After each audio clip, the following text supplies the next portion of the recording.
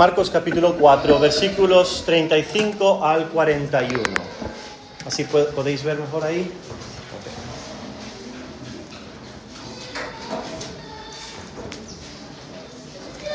Marcos capítulo 4. Finalizaremos el capítulo en esta tarde. Antes de ello, me dejáis empezar en oración esta porción de nuestro culto. Amado Dios, pido que nos ayudes en esta tarde a comprender tu palabra. Ayúdame a mí a exponer claramente. Ayúdame a ser una herramienta humilde en tus manos. Ayúdanos a escuchar con corazones humildes, dispuestos a ceder, dispuestos a reconocer pecado. Dios, crece nuestra fe. Te lo pido, Señor, te lo rogamos, lo necesitamos, desesperadamente necesitamos que crezcas nuestra fe. En nombre de Jesús. Amén. Hace casi 100 años, un artículo fue publicado en 1926, 99 años para ser preciso, sobre un evangelista norteamericano y cantante algo conocido. Se llama Ira Sankey, o Ira en inglés. Y era el acompañante de otro evangelista, tal vez incluso un poquitín más conocido, D.L. Moody. Hay una universidad en Estados Unidos que fue formado por él y bien conocido él. Bueno, el siguiente artículo habla sobre Ira Sankey. En 1875, Ira volvía de Inglaterra de vuelta a su país de origen, Estados Unidos. Era Navidad cuando su barco navegaba. Muchos pasajeros estaban fuera, era de noche, y disfrutando de una noche agradable. Alguien pidió que este evangelista y cantante cantase en ese barco, en esa noche. En vez de cantar algo navideño, cantó una canción que se titula Salvador, como pastor, guíanos. Su voz sonaba dulcemente sobre las aguas y bajo un cielo despejado. Cuando paró de cantar, un hombre se le acercó para hacerle una pregunta. Le preguntó si él había luchado en la Guerra Civil de Estados Unidos y si era del Ejército del Norte. Y Ira Sankey respondió, sí, en la primavera de 1860 estuve yo participando en la guerra. El hombre volvió a preguntar, ¿puedes recordar si tuviste que hacer guardia una noche luminosa por la luna en 1862? Por casualidad, él lo recordó y dijo, sí, yo estuve haciendo guardia justamente esa noche. El hombre que se le acercó le dijo, yo también, pero servía en el ejército del sur, los enemigos. Cuando te vi allí haciendo guardia, levanté mi mosquete y te apunté. Estuve oculto en una sombra y en ese instante levantaste tus ojos al cielo y empezaste a cantar. Déjale cantar hasta el final, me dije a mí mismo. Le puedo disparar después. La canción que cantaste es la canción que acababas de cantar ahora en el barco. Somos tuyos, hazte nuestro amigo, sé nuestra guía en el camino. Empezó a citar este hombre la canción. Cuando terminaste de cantar, me era imposible volver a apuntar, y mi brazo cayó por sí solo a mi costado. Ira no tenía ni idea del peligro mientras que él cantaba esa noche. Lo que hacía ese hombre oculto estaba fuera de su control, pero Dios estaba en control. Dios en su soberanía quitó el dedo del gatillo de ese hombre y preservó la vida de Ira. Todos los días la muerte está justo a la vuelta de la esquina, aunque no siempre lo veamos, pero está ahí. Hay momentos que somos más conscientes de ello y lo tememos. Y el sufrimiento para nosotros hay a tutiplén, para gustos colores, diferentes tipos de sufrimiento.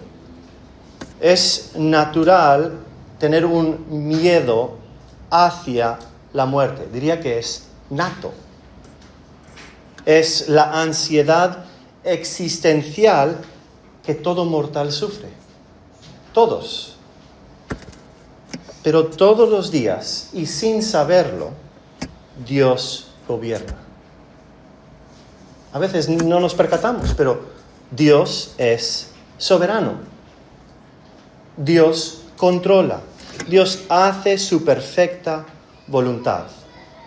Mi deseo es que veamos precisamente esto en el pasaje de Marcos capítulo 4, 35 al 41. Antes de leerlo, hemos escuchado a Jesús enseñar a las multitudes sobre el reino de Dios. Eric y Joel nos dieron parábolas en las últimas semanas. Jesús enseña con gran autoridad y luego aparta a sus discípulos y le preguntan y él explica qué significaban esas parábolas a su círculo interior. También hemos visto la autoridad de Jesús sobre demonios que él expulsa. Eso en el capítulo 1. O sobre enfermedades para sanar, purificar el leproso. Jesús tiene autoridad también para perdonar pecados. Eso es en el capítulo 2. Y tiene tanta autoridad que Él es Señor por encima del sábado, ¿no? Eso también en el capítulo 2 vimos eso. Pero hay más. Hay diferentes ambientes en que Jesús tiene autoridad. Y hoy vamos a ver la autoridad de Jesús sobre la naturaleza. Él es soberano, que Él gobierna su naturaleza. Leamos Marcos 35. Marcos 4, versículo 35. Ese día, al anochecer, les dijo a sus discípulos: crucemos al otro lado. Dejaron a la multitud y se fueron con él en la barca donde estaba. También lo acompañaban otros barcos.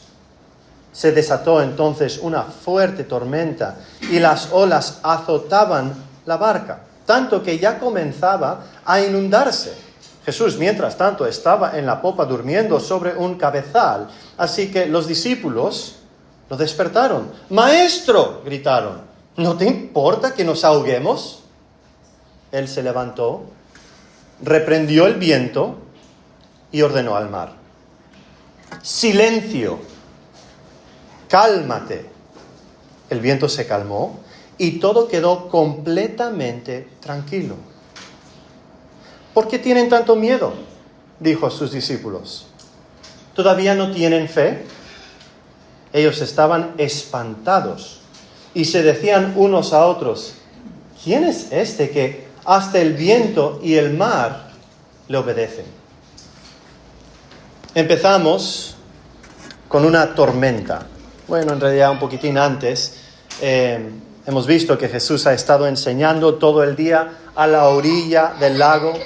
Jesús ahora dispone a cruzar el lago con sus discípulos. Hay otras barcas también, barcos que están siguiéndole. Así, esta historia está conectada con las historias anteriores. Por eso empieza diciendo ese día.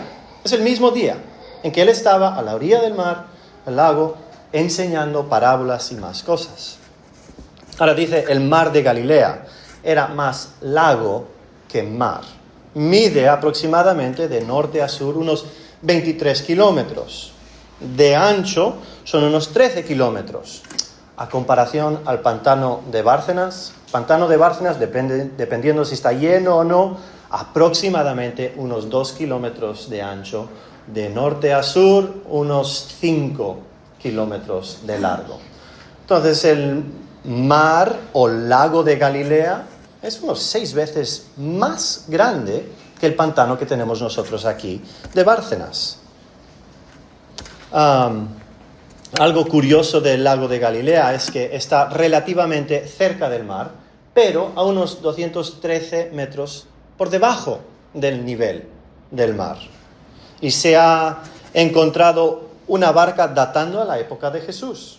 Medía unos 8 metros de largo. Supongo que esto tendrá casi 8 metros de ancho, esta habitación. Tal vez un pelín más, ¿no?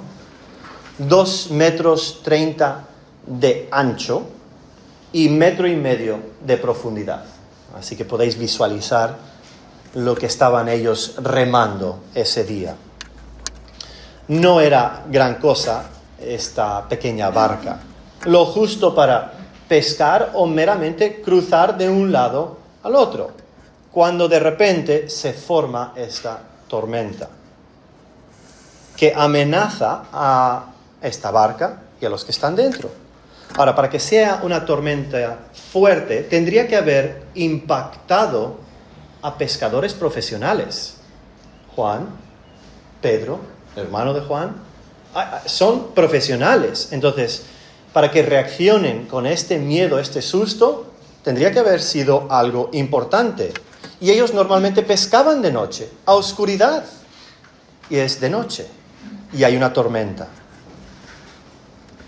Tormentas siempre eran una amenaza para ellos. En cualquier tormenta no hubiera molestado en lo mínimo a estos hombres. Esto es una tormenta que diríamos es preocupante. No tenían un móvil para ver si es que va a haber una tormenta o no. Miramos el tiempo, el pronóstico. No tenían eso. Tal vez tenían otras herramientas, pero no como lo que tenemos nosotros. Tormentas fuertes eran provocadas por la topografía, ese desnivel, ¿no? Ráfagas de aire descendían con velocidad en una cordillera y el cambio de temperatura causaba que coja más velocidad y causaba estas tormentas. Cuando Mateo describe en su narrativa este mismo evento, que por cierto está en Mateo, Marcos y Lucas, cuando él lo describe, él utiliza la palabra sismos, de lo que hoy utilizamos para hablar de terremotos, ¿no? Así de fuerte es. Esto le pilla de sorpresa. Olas golpeando, azotando la barca y tan grandes que empiezan a llenar la barca. Se va a inundar. La situación es precaria, siendo que están en medio del lago. O sea, nadar a la orilla, no. Estos pescadores profesionales están en una situación que está fuera de su control. Y creo que ese es el punto principal con esta tormenta.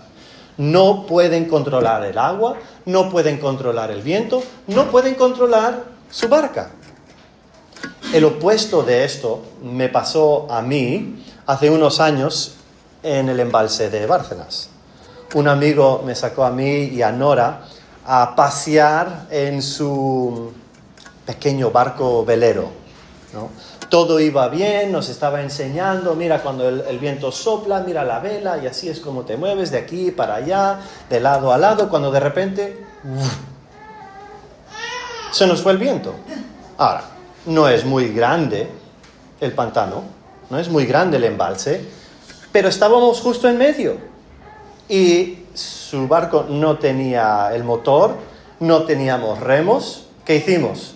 Nos quitamos las sandalias y a remar con las manos. Horas, un par de horas, achicharrándome en el sol ahí, yo intentando resguardar a Nora, intentando llegar a la orilla. Menos mal que algunos amigos suyos se dieron cuenta que tardamos y llegaron a nuestro rescate.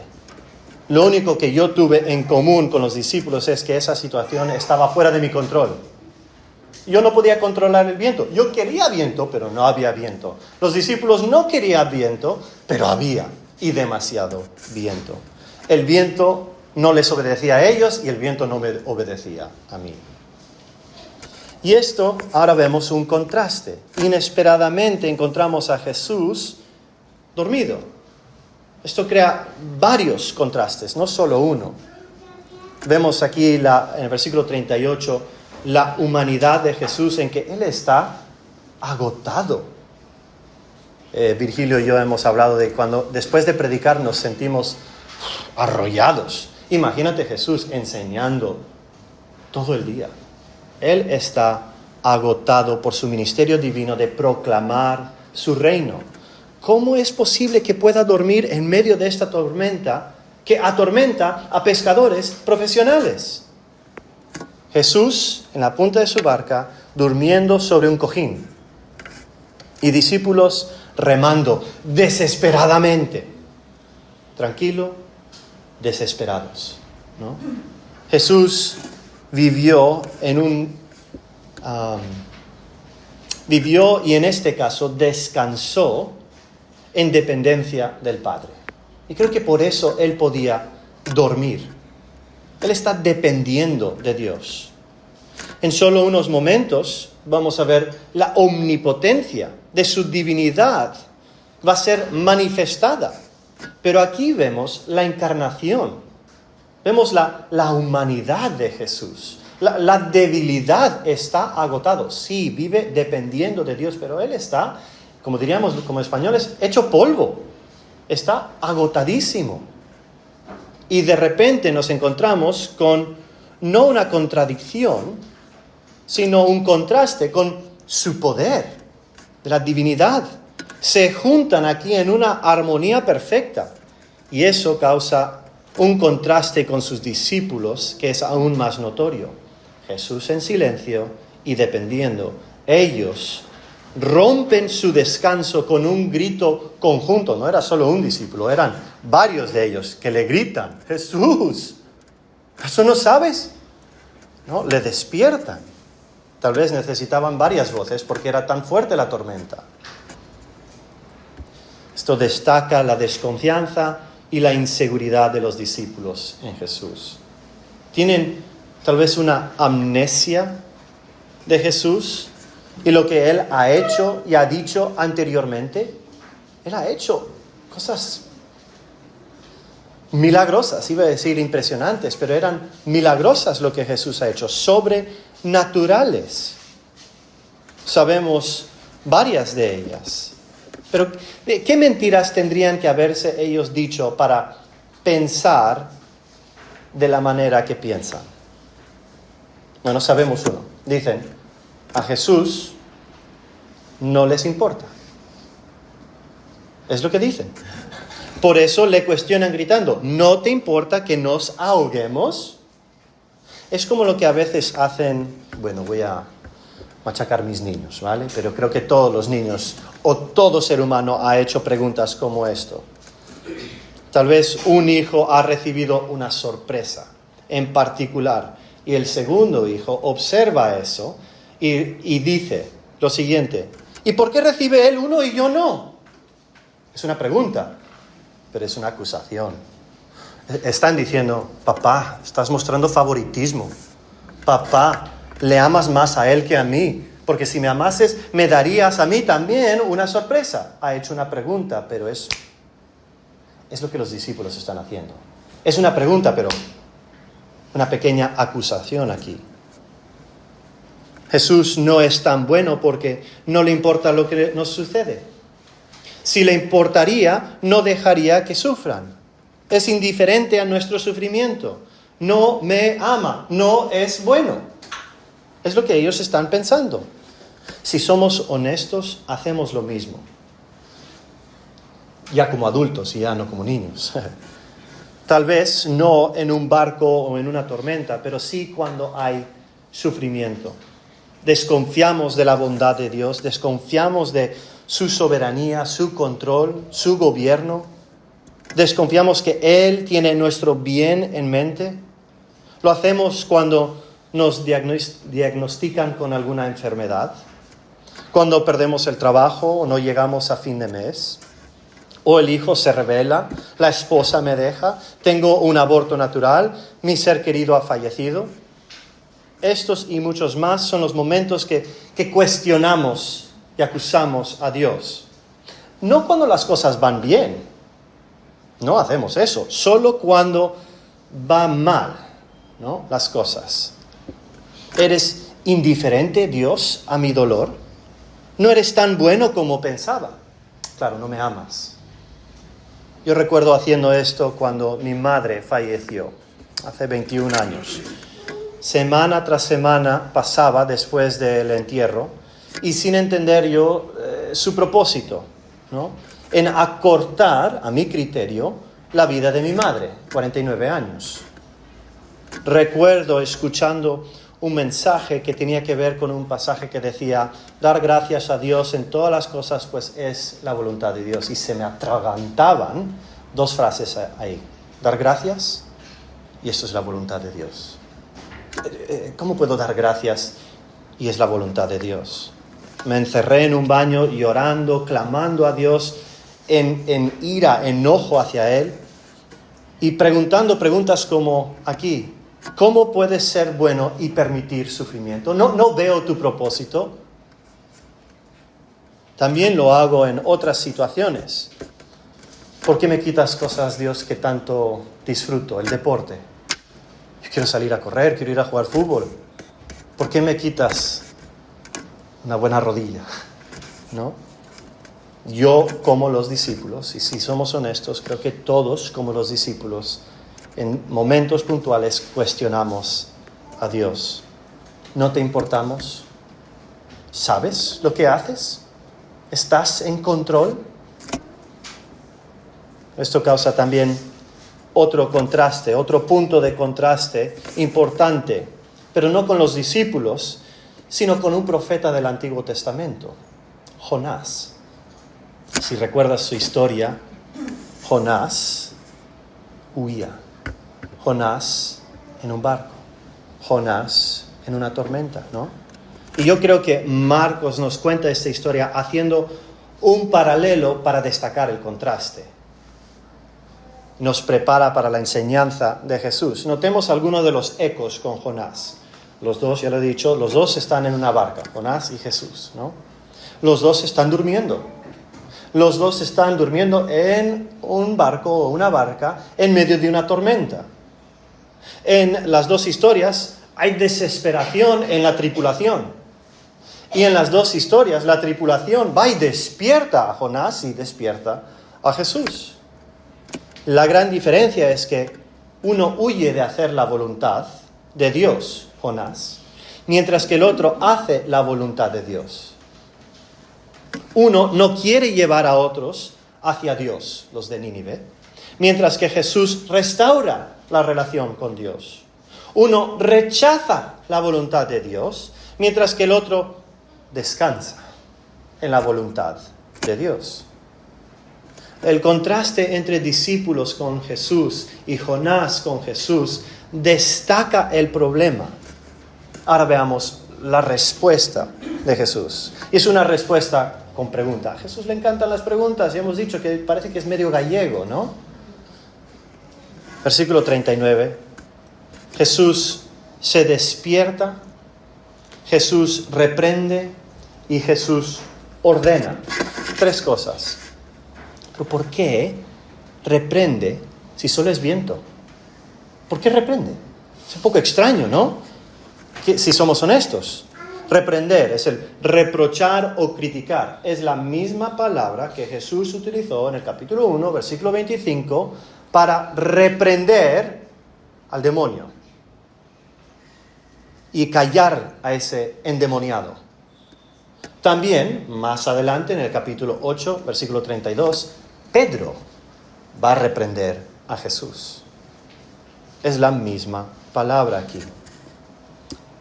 La creación aquí no opera como en los inicios de la creación. No está funcionando bien. Está roto. Hay caos, hay tormentas. La semana pasada mis hijos y yo y mis sobrinos vimos una película de una pareja que querían hacer una pequeña granja. Y todo les iba muy bien, parecía que todo les iba muy bien, hasta que aparecieron caracoles. ¡Buah! Caracoles que les estaba comiendo los frutales, tenían limoneros y bueno, muchos frutales. Y había mogollón de caracoles que tanto te gustan, Chema, pues se les comían los árboles. Si no era caracoles, era los topos que cavaban huecos. Si no eran los topos, eran los coyotes que mataban sus gallinas. En una noche unos 70 y pico gallinas se los fulminaron. Y luego tenían corderos, y los corderos nacían y se morían. Problema tras problema. Y eso sin incluir sequía y sin incluir un incendio. Mogollón de cosas. La creación como que estaba en su contra. No funciona bien. Problema tras problema, a tutiplén. Todo gracias a la caída en el pecado. Vivimos al este del Edén, en un mundo donde la voz del Creador fue ignorada en su creación, que ahora produce cardos y espinos.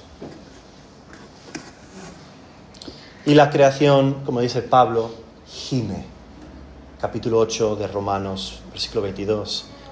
Pero aquí de repente escuchamos la voz de Jesús, el Creador, hablando con poder, como en la creación, poniendo calma u orden al caos que se ha desatado. La palabra del Creador calma su creación. La respuesta de la creación es inmediata. Obedece la voz del Creador. El barco deja de chapotear de un lado a otro. Todo inmediatamente para en medio de su transcurso. Y los 3 evangelistas que recuentan esto hablan que inmediatamente, como que el agua que se movía, calmado. Instantáneamente. Y hubiera sido obvio la conexión entre el poder de su palabra y el ceso de la tormenta. Ya no hay viento, el agua calmado, no hay lluvia. Era obvio, él habló y se calmó. ¿Por qué se calmó inmediatamente? Bueno, lo hemos dicho, porque era la voz del Creador, que habló con gran poder. Esto es una declaración de Jesús de divinidad. Cuando Jesús perdona pecados, es una declaración de divinidad. Cuando Jesús sanó al leproso, era una declaración de divinidad. Y aquí, cuando Él calma la tormenta, solo Dios puede hacer eso. Es una declaración de divinidad. Y las Escrituras enfatizan que solo Dios puede controlar el mar. Salmo 65, versículo 7 dice: Tú calmaste el rugido de los mares, el estruendo de sus olas y el tumulto de los pueblos. Más adelante, otro Salmo 89:9 dice: Tú gobiernas sobre el mar, embravecido. Tú apaciguas sus encrespadas olas. Esta es la conexión que Jesús quiere que nosotros hagamos. Por eso Él usa el mismo lenguaje para reprender el viento que Dios usa en la creación para reprender las aguas. El libro de Job nos lo describe la creación precisamente así. Dice esto en Job 26, 10 al 12. Dibuja el horizonte sobre la faz de las aguas para dividir la luz de las tinieblas, aterrados por su reprensión. Estamos hablando de la creación. Reprensión. También los pilares de los cielos, con un soplo suyo, se despejan los cielos. Con su poder Dios agita el mar. Así de poder tiene. La naturaleza se somete a su voz, que tiene poder para efectuar cambio. Lo que dice, se hace, como en la creación. Cuando Él habla, hay luz. Cuando Él habla y dice, hay sus criaturas. Y Él cambia caos en calma. Los discípulos han cuestionado y Jesús ha calmado. Ahora le toca a Jesús preguntar. Y aquí Jesús hace 2 preguntas. ¿Por qué tienen miedo? ¿Y todavía no tienen fe? Primera pregunta, ¿por qué tienen miedo? Otra de esas preguntas con una aparente respuesta obvia. Es obvia la respuesta, porque están a punto de morir. Hombre, ¿quién quiere morir ahogado? Levanta la mano. Nadie quiere morir ahogado. Tal vez ellos estaban con miedo porque recordaban a sus seres queridos. Pedro, ¿quién va a cuidar a mi esposa? Sabemos que estaba casado porque tenía una suegra. Entonces, y tal vez tenía hijos. ¿Y mis hijos? ¿Qué sucederá con ellos? Y por eso tienen miedo. O muchas más razones. ¿Por qué? Todo está fuera de su control. Normal que tengan miedo. Pero el autor de Hebreos nos da la respuesta. En el capítulo 2, 14 al 15. Y él dice, para librar a todos los que por temor a la muerte estaban sometidos a esclavitud durante toda la vida. Por eso hay temor. Al morir sin relación con Dios, la esclavitud se perpetúa o afinca por la eternidad. Esclavitud al pecado, en rebelión hacia Dios. El estado en que estás y mueres es la forma que continúas. Y esta es la ansiedad existencial que todo mortal sufre a causa de la muerte. Pero la pregunta de Jesús da a entender que no tienen ellos razón en temer. No les corresponde este temor. ¿Por qué? Porque el Creador está en la barca y su plan nunca va a ser acortado. No hay nada que pueda impedir su plan. Él es soberano. Él tiene autoridad sobre la naturaleza, sobre seres espirituales, sobre enfermedad, sobre pecado y sobre naturaleza. Nada puede impedir, nada puede frenarle.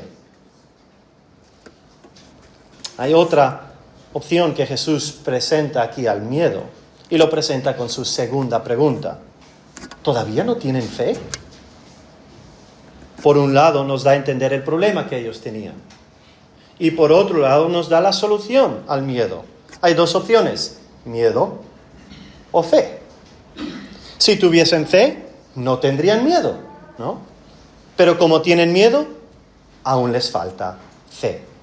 El temer es no tener fe. La fe que Jesús requiere es una confianza en Jesús en medio de las tormentas. Incluso cuando enfrentamos tal vez la tormenta más grande, la muerte. Cuando entendemos quién es Jesús y depositamos nuestra confianza en Él, cesamos de pensar o cuestionar si Jesús realmente nos quiere. Paramos de pensar que a Jesús no le importamos. Este es el punto de Jesús. El temor a perecer de los discípulos es más grande que su confianza en la presencia de Jesús. Cuando nuestra confianza en Jesús es grande, nuestro temor a la muerte es pequeño. El antídoto al temor, podemos decir, es la fe, es confianza en Jesús, es dependencia del que es soberano. Y la historia termina en el versículo 41 con una pregunta de los discípulos. Pero es una gran pregunta.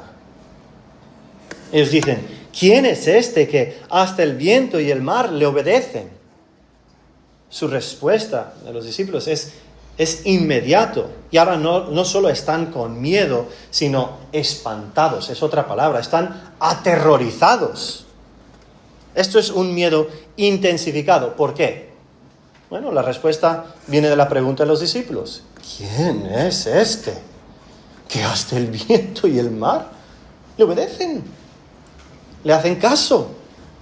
Los discípulos, indudablemente, creo yo, conectarían lo que acaba de suceder con un salmo, Salmo 107, que a menudo se cantaba. Lo pongo aquí en la pantalla.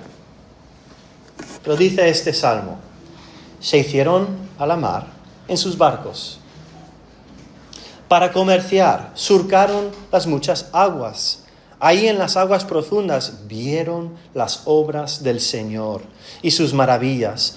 Habló Dios y se desató un fuerte viento que tanto encrespó las olas, que subían a los cielos y bajaban al abismo. Ante el peligro, ellos perdieron el coraje.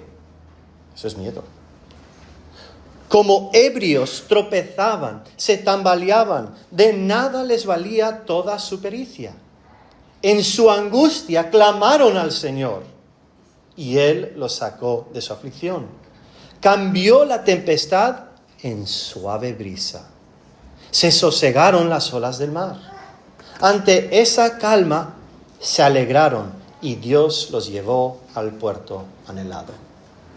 Yo creo que ellos, me recuerda ese salmo. ¿Te acuerdas? Cantábamos esto como nosotros cantábamos. Ellos también, pero cantaban los salmos. Y yo creo que hubieran hecho esa conexión rápidamente.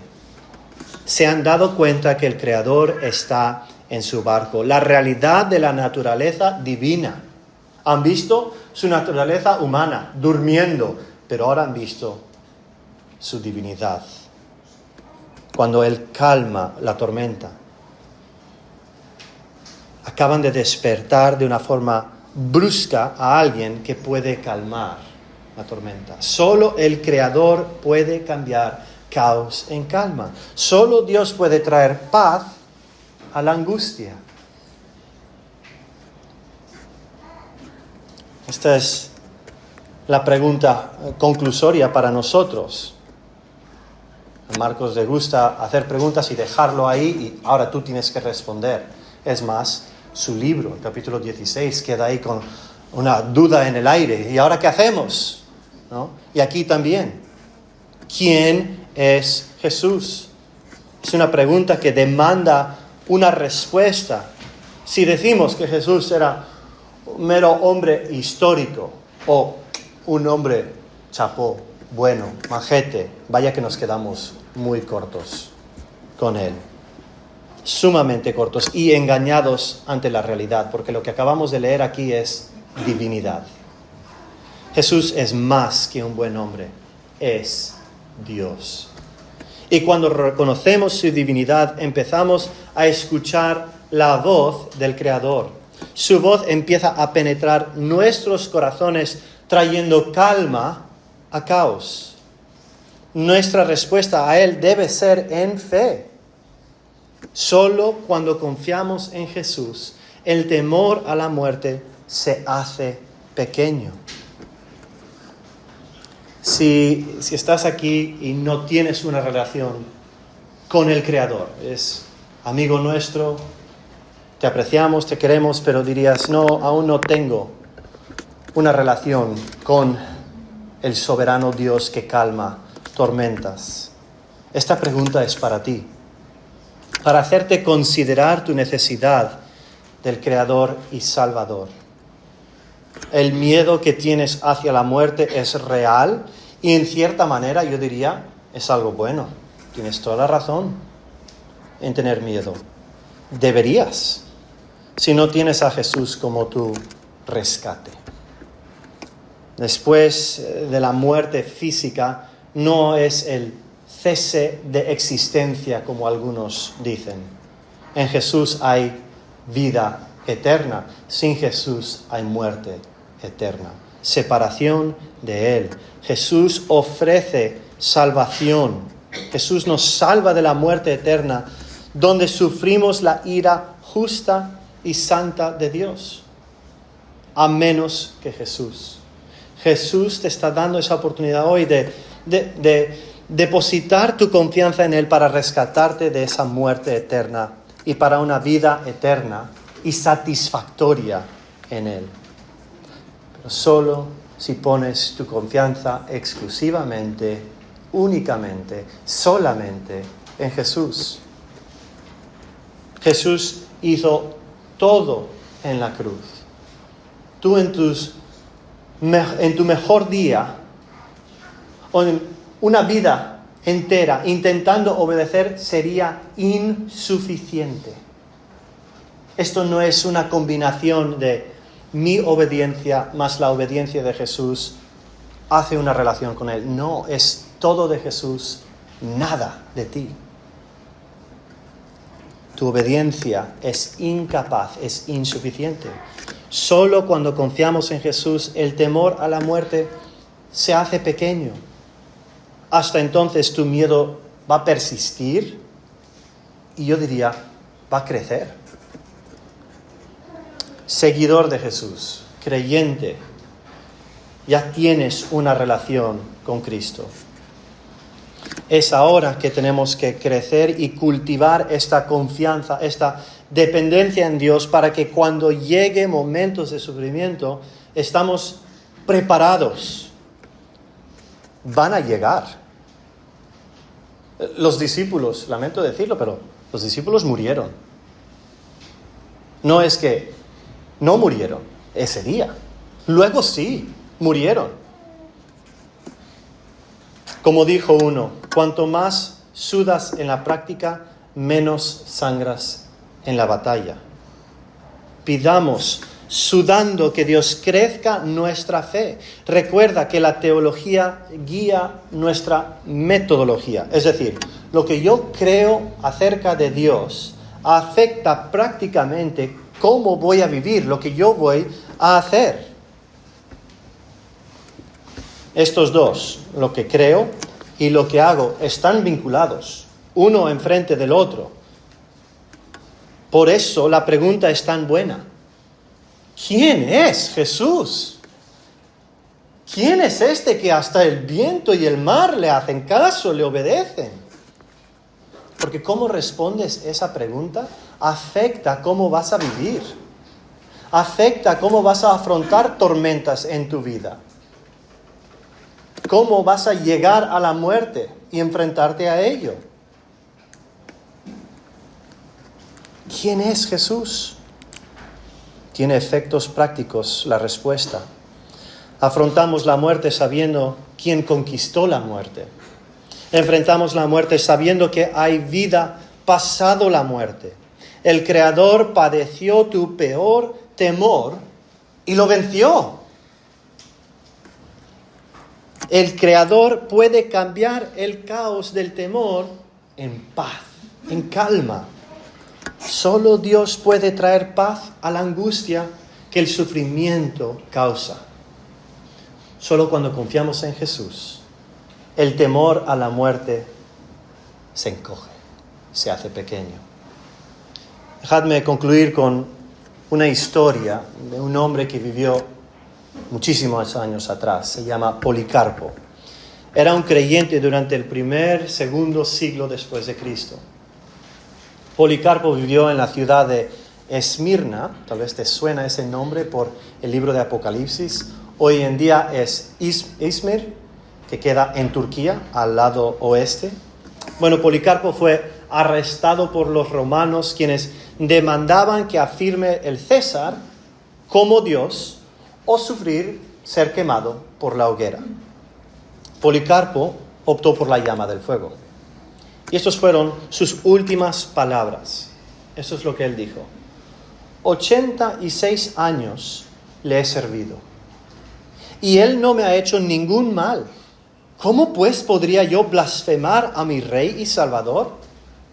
Y luego oró, y estas son sus palabras. Oh poderoso y santo Dios, Padre de nuestro Salvador Jesús, y Señor sobre los ángeles, te doy gracias por haberme considerado merecedor de morir este día por causa de tu Hijo y su Evangelio. Policarpo. Ese hombre había sudado en la práctica para que al morir por fe en Jesús, su muerte se hizo pequeña. Ese temor se hizo pequeño. Y él pueda decir palabras como esos. Solo cuando tenemos confianza en Jesús, el temor a la muerte se hace pequeño. Oremos. Amado Dios, tú sabes que me es difícil predicar este mensaje porque yo necesito que mi fe crezca. La realidad es que aún hay un temor en mi propio corazón hacia la muerte. Hay una cierta desconfianza en tu soberanía. Y si somos honestos, creo que todos caemos momentos así. Tal vez no es muerte, tal vez es: ¿será fiel mi esposa a mí? ¿O me darás el cónyuge que yo tanto anhelaba? ¿O mis hijos te seguirán? Y en esos momentos, Señor, flaqueamos y dudamos y cuestionamos tu bondad y tu amor. ¿Eres realmente bueno? ¿No te importo? si te importase no me tratarías de esta manera. Oh, Señor, eso es una mentira tan grande como la de Satanás en el huerto de Edén. Él fue el primero en sugerir a Eva que tú eres un aguafiestas, que tú no tienes nuestro bien en mente. Dios, yo ruego que crezcas nuestra fe, que lo hagas brotar por primera vez en tal vez algún amigo o amiga en esta tarde, y que crezca y crezca más. O en mi familia, que en algún momento vamos a sufrir juntos algo. Crece nuestra fe. Ayúdanos, Señor. Ayúdanos a sudar, luchar en esto para que en el momento de la batalla menos sangremos, Señor. Danos esa confianza en Jesús, que ante el temor de la muerte se queda pequeño ese temor. Te lo ruego, Señor, en nombre de Jesucristo. Amén.